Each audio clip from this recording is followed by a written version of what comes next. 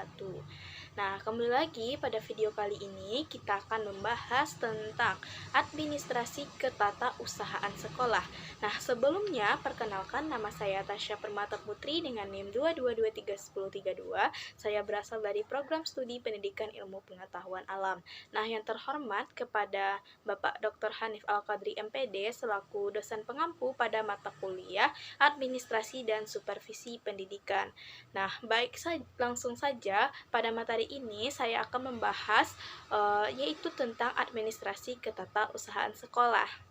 Perlu kita ketahui bahwa administrasi ketatausahaan ini merupakan subsisten organisasi, dalam hal ini adalah organisasi sekolah. Nah, kegiatan utamanya yaitu mengurus segala bentuk administrasi dari sekolah itu sendiri, mulai dari surat menyurat, investasi barang maupun lainnya. Nah, selanjutnya secara umum administrasi ketatausahaan sekolah ini adalah segala proses bentuk kegiatan pengelolaan surat menyurat yang mulai dari menghimpun, menerima, mencatat, mengelola, menggandakan, mengirim, dan menyimpan semua bahan keterangan yang diperlukan oleh organisasi.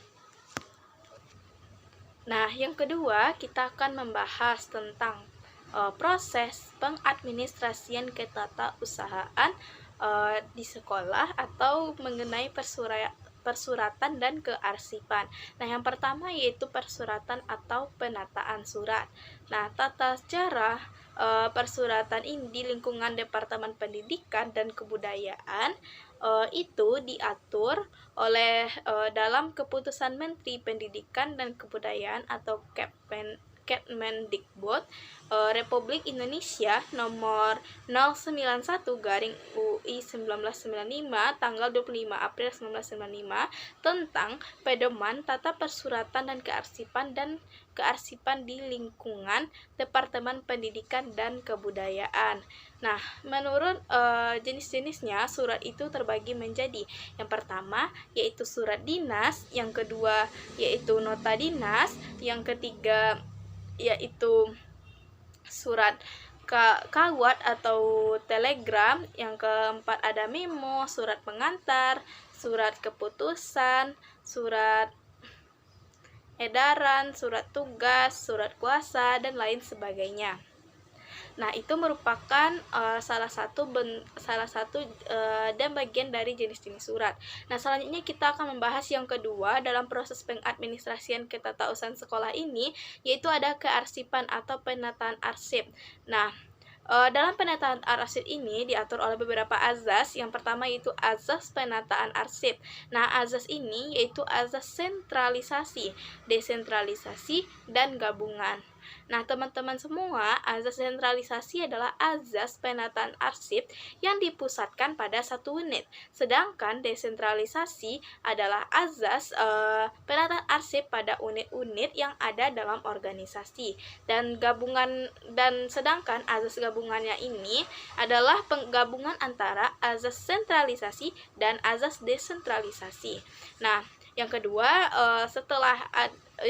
yaitu sistem penataan arsip. Nah, sistem penataan arsip ini kita dasarkan pada hal-hal. Yang pertama berdasarkan masalah, yang kedua berdasarkan abjad, yang ketiga berdasarkan tanggal, yang keempat berdasarkan nomor, dan yang kelima yaitu berdasarkan wilayah. Nah, dalam kita melakukan penataan arsip, kita harus memahami apa saja prosedur dalam penataan arsip ini di sekolah. Nah, adapun prosedur penataan arsip di sekolah ini, yang pertama yaitu meneliti arsip yang akan kita simpan. Yang kedua, mengelompokkan arsip. Yang ketiga, meneliti kesesuaian lampiran. Yang keempat, mengklasifikasikan arsip. Yang kelima, mengindekskan arsip dengan cara memberi ciri khas atau tanda suatu arsip. Yang keenam, menyusun arsip sesuai dengan sistem penyimpanan menurut pola. Nah, teman-teman, selanjutnya pada kesempatan kali ini yang ketiga kita akan membahas tata ruang kantor atau sekolah. Nah, kita perlu mengetahui apa sih itu tata ruang kantor. Tata ruang kantor adalah pengaturan perabotan mesin dan sebagainya yang ada di dalam ruangan yang tersedia. Nah, kenapa kita perlu melakukan administrasi terhadap tata ruang ini agar proses atau penataan ruang ini terstruktur dan terjalan dengan baik tanpa adanya permasalahan yang timbul. Nah, setelah memperhatikan gedung-gedung atau keterbatasan yang ditimbulkan oleh gedung, maka dari itu sasarannya adalah yang pertama, persyaratan hukum harus dipenuhi. Yang kedua, ruangan yang digunakan demi keuntungan besar. Nah, yang ketiga, pelayanan yang harus disediakan bila diperlukan seperti listrik, telepon, dan lain sebagainya. Nah, kondisi kerja yang baik harus disediakan untuk semua orang. Yang keempat, penyediaan untuk dapat melihat staf yang bekerja dan komunikasi dan arus kerja yang dipermudah. Nah, selanjutnya pada kesempatan kali ini kita juga akan membahas tentang azas pendek, azas jarak pendek, yaitu di mana pada Nah, selanjutnya kita akan membahas tentang konsep tata ruang kantor ini secara garis besar dibagi menjadi 4 bagian. Yang pertama yaitu konsep tata ruang kantor tertutup atau private office. Nah, yaitu tata ruang kantor dengan penempatan ruang kantor yang dipisah dibagi ke dalam ruangan kerja yang dipisahkan oleh tembok atau kayu tembok atau penyekat yang terbuat dari kayu. Nah, yang kedua yaitu konsep tata ruang kantor terbuka atau open plan office. Nah, yaitu tata ruang kantor dengan ruang yang besar dan ditempati beberapa pegawai tanpa dipisahkan oleh tembok atau penyekat yang terbuat dari kayu. Nah, yang ketiga yaitu konsep tata ruang kantor panorama atau landscape office. Nah, yaitu tata ruang kantor yang dihiasi oleh dekorasi taman. Nah, ruangan ini diupayakan agar memiliki pemandangan alam terbuka dan benar-benar merupakan lingkungan yang nyaman dan menyenangkan bagi seseorang atau di lingkungan sekolah itu sendiri. Nah, yang keempat ada konsep tata ruang kantor bersekat atau terpisah atau yang kita kenal dengan nama cellular office. Nah, yaitu tata ruang kantor yang diberi sekat-sekat dengan ukuran yang bervariatif untuk semua bidang, bagian subbagian atau seksi atau beberapa pegawai dengan ruangan yang terpisah. Nah, dalam penataan ruangan kita tidak menata ruangan itu secara sembarangan. Ada hal-hal yang harus kita perhatikan dalam penataan ruangan kantor ataupun sekolah. Yang pertama yaitu cahaya. Yang kedua itu ada warna. Yang ketiga tuh udara yang ada di sekitar tempat atau kantor atau sekolah yang akan kita gunakan. Nah, kemudian ada suara. Nah, di mana suara maksudnya di sini itu dapat mempengaruhi efisiensi kerja, terutama pekerjaan yang membutuhkan konsentrasi yang tinggi.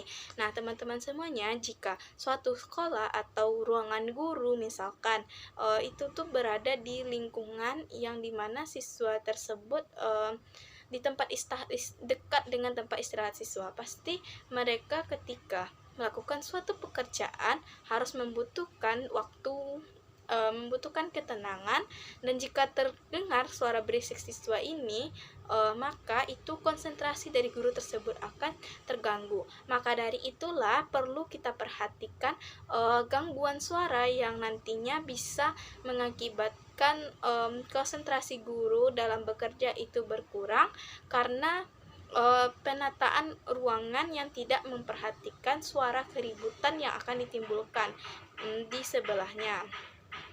Nah, kemudian di sini kita juga membahas tentang peran guru dalam administrasi tata usahaan. Nah, di mana di sini guru ini terlibat secara langsung atau tidak langsung dalam memberikan layanan kepada siswa.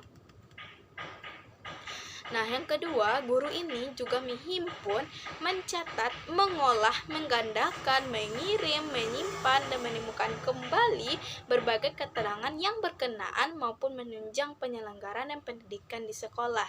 Nah, yang terakhir yaitu membantu perkembangan lembaga persekolahan dengan memberikan masukan-masukan yang bersifat inovatif dan kreatif dalam meningkatkan kualitas pelayanan sekolah baik secara internal maupun eksternal.